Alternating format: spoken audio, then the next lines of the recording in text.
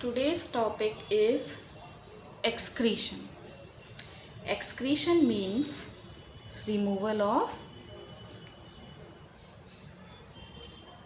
nitrogenous waste. In our body, different activities occur simultaneously and nitrogenous waste are constantly produced. These waste need to be eliminated. This removal of nitrogenous waste is known as excretion. Along with nitrogenous waste, some other volatile substances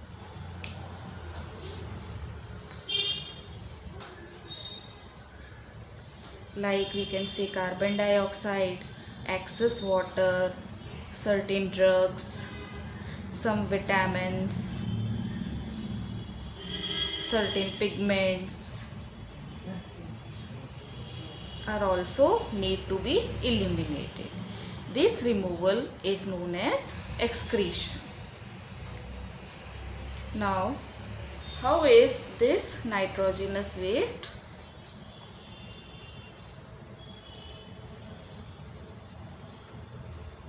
formed? So we can say that this nitrogenous waste is formed by two sources. First is external and second is internal. External means from the outside material or anything which we take from outside and then it produce nitrogenous waste. So that is from outside material.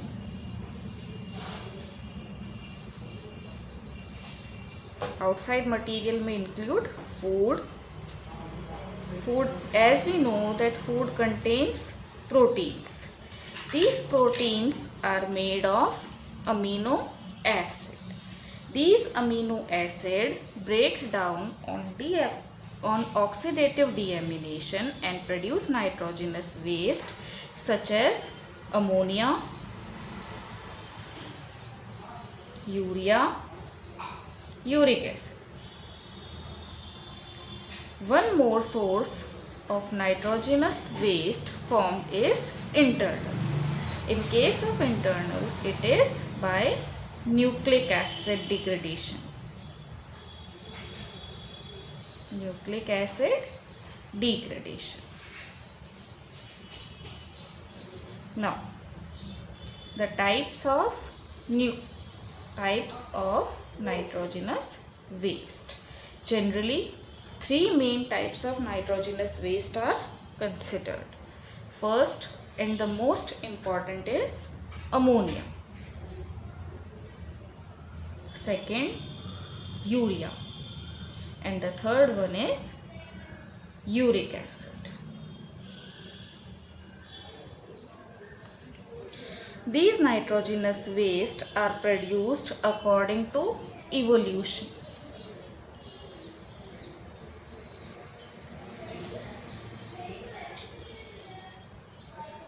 Those organisms which release ammonia as their nitrogenous waste are known as a monotelic animal. Those animals which release urea as their excretory product are known as ureotelic animal, and those animals which release uric acid as their waste product are known as uricotelic animals. The process is known as ammonotelism, ureotelism and uricotelism. The first category of waste product is ammonia, and the animal excreting the waste product is a monotelic animals.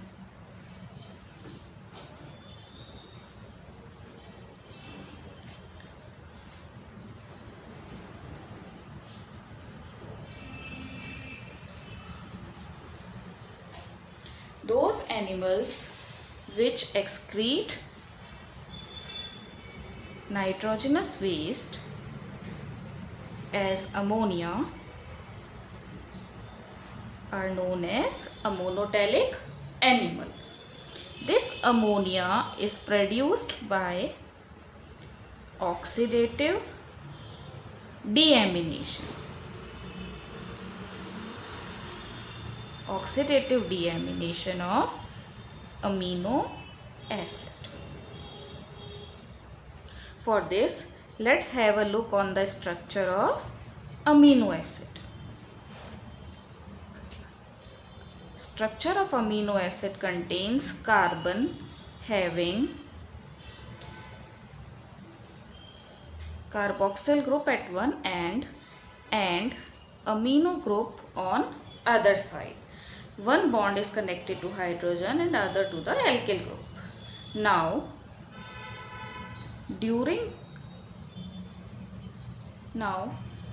during excretion, this amino group is separated from this amino acid and causes oxidative deamination. This oxidative deamination results in separation of this amino group, which accepts the hydrogen ion and converts to ammonia. If this ammonia is not used, then it needs to be discarded because it is very toxic.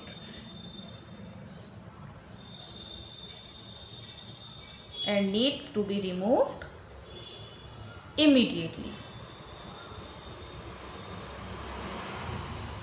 Now this group is converted to organic acid. This organic acid is converted to carbohydrate and this can be stored. So amino acid having carboxyl and amino group, when this amino group get detached, combines with hydrogen ion and converts to ammonia. This ammonia, being very toxic, needs to be removed immediately. The remaining part converts to organic acid, which changes to carbohydrate and is stored. In a monotelic animal, this ammonia is highly soluble in water.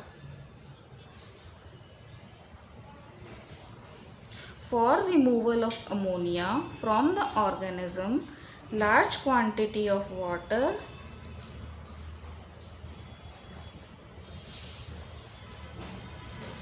is required. Approximately 1 gram ammonia needs 300 to 500 ml of water.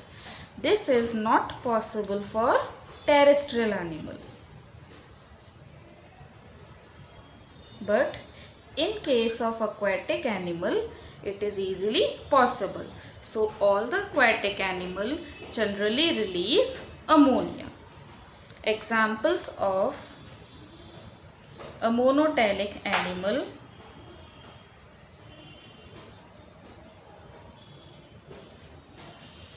include amoeba, hydra, earthworm,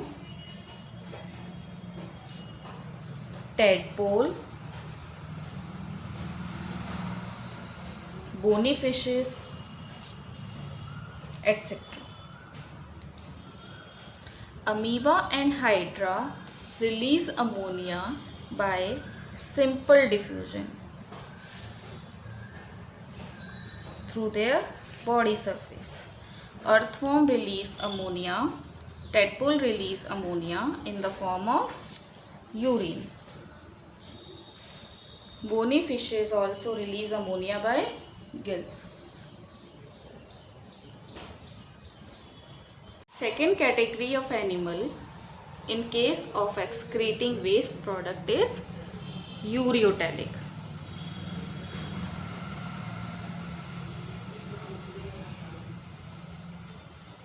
According to name, these animals excrete urea.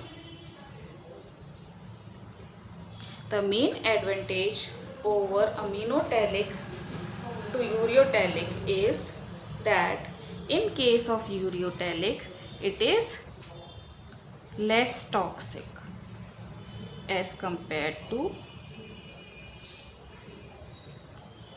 ammonia. Hence, it can be sustained in the body for longer period of time.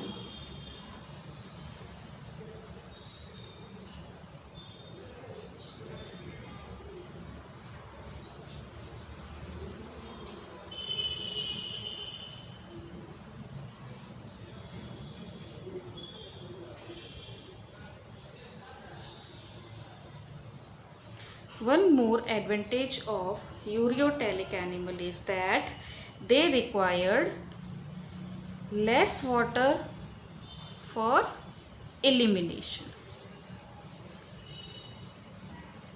Approximately 1 gram urea need 50 ml of water for excretion. In case of ammonotelic, we have seen that 1 gram ammonia requires about 300 to 500 ml of water, but for urea elimination, it is only 50 ml needed for elimination.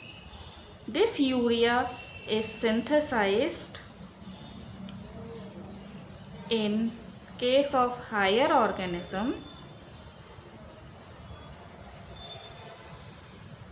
in liver. The synthesis occur by ornithine cycle, which is also known as urea cycle. One more method is in case of cartilaginous fishes, all the tissues synthesize urea. In higher organism, urea is synthesized only in the liver, but in case of cartilaginous fishes like sharks, all the tissues synthesize urea except brain, the most important thing. This urea is synthesized in the following manner. Ammonia combines with carbon dioxide utilizing energy and produce urea. Urea is NH2CO, NH2 along with water. Examples of ureotelic animal is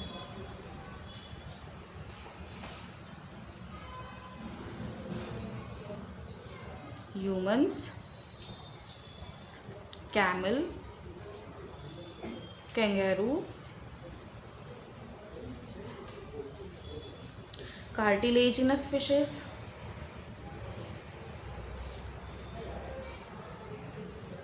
etc. Some animals show dual excretion. Dual excretion means these animals can excrete ammonia as well as urea. Depends on their life habitat. For example, tadpole. For example, earthworm. When plenty of water is available, they excrete ammonia, and when there is a scarcity of water, they excrete urea. Another example, we can take lungfish. We can also take the example of crocodile. Crocodile, when water is available, excrete ammonia and becomes ammonotelic. When it is on land for longer period of time, it excrete urea and becomes ureotelic. The third category of animal on the basis of waste product is uricotelic animal.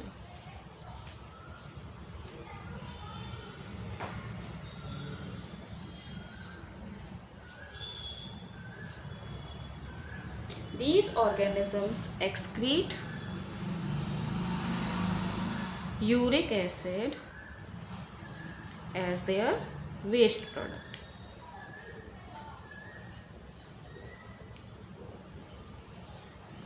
Formation of uric acid is a complex process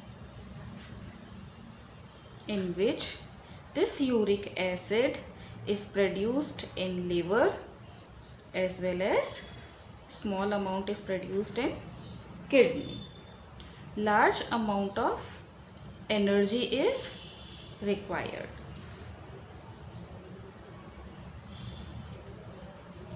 The main advantage of uric acid is that uric acid is comparative to ammonia and urea, it is very less toxic.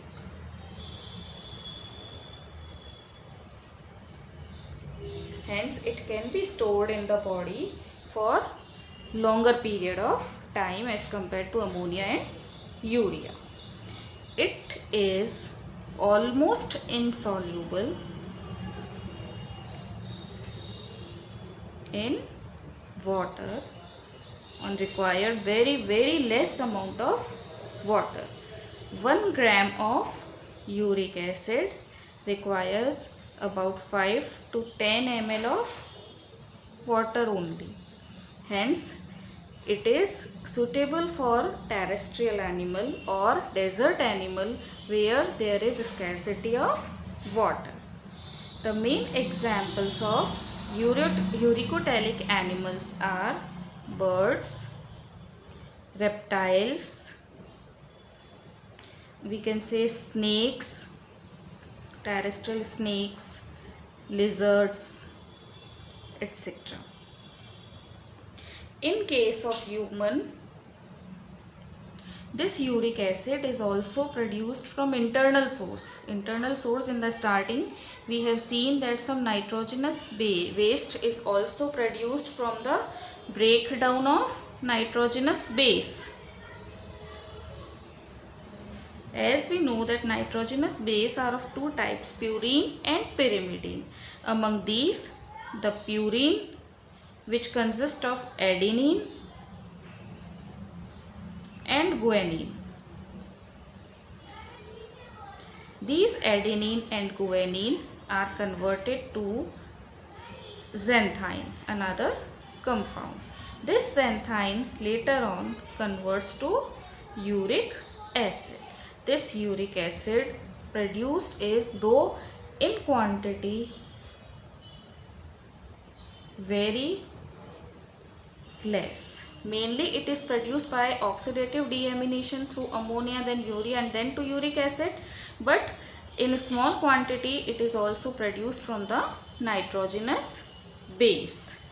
One more important aspect related to uric acid is that in case of metabolic disorder,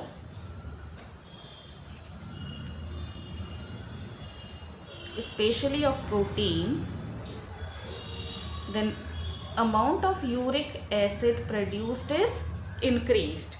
This uric acid crystals get accumulated in joints and results in a disease which is known as gouts.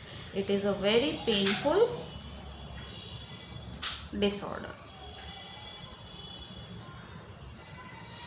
So gout is a metabolic disorder. One more type of excretion is aminotelism. Aminotelism means some animal excrete amino acid as it is. It is not converted into ammonia, urea or uric acid. Some animals convert a small amount of amino acid as it is as their waste product. In that case, it is known as aminotelism. For example, some echinoderms and some mollusk. So nitrogenous waste include ammonia, urea and uric acid.